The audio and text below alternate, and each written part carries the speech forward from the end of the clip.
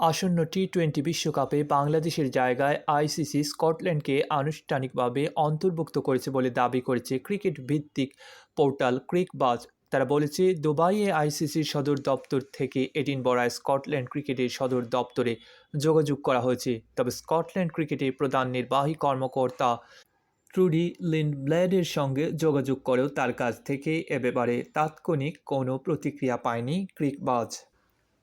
ক্রিকবাজের প্রতিবেদনে বলা হয়, শনিবার 24 জানুয়ারি সকালে এ ব্যাপারে চূড়ান্ত সিদ্ধান্ত হয়েছে। আইসিসির প্রধান নির্বাহী কর্মকর্তা সংযোগ গুপ্তা এক চিঠিতে আইসিসির বোর্ড সদস্যদের জানান, বাংলাদেশের দাবি আইসিসির নীতিমালার সঙ্গে সঙ্গতিপূর্ণ নয়। বাংলাদেশের জায়গায় বিশ্বকাপে স্কটল্যান্ডকে নেওয়ার খবর দিয়েছে আরেকটি ক্রিকেট ওয়েবসাইট ক্রিক ইনফোও।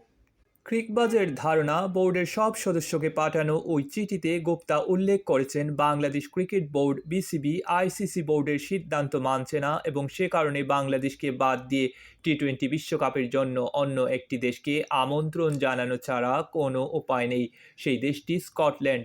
এই চিঠির অনুলিপি বিসিবি সভাপতি ও আইসিসি বোর্ডের সদস্য আমিনুল ইসলাম বুলবুলের কাছেও পাঠানো হয়েছে। তবে এ ব্যাপারে বিসিবি এখনও কিছু জানায়নি।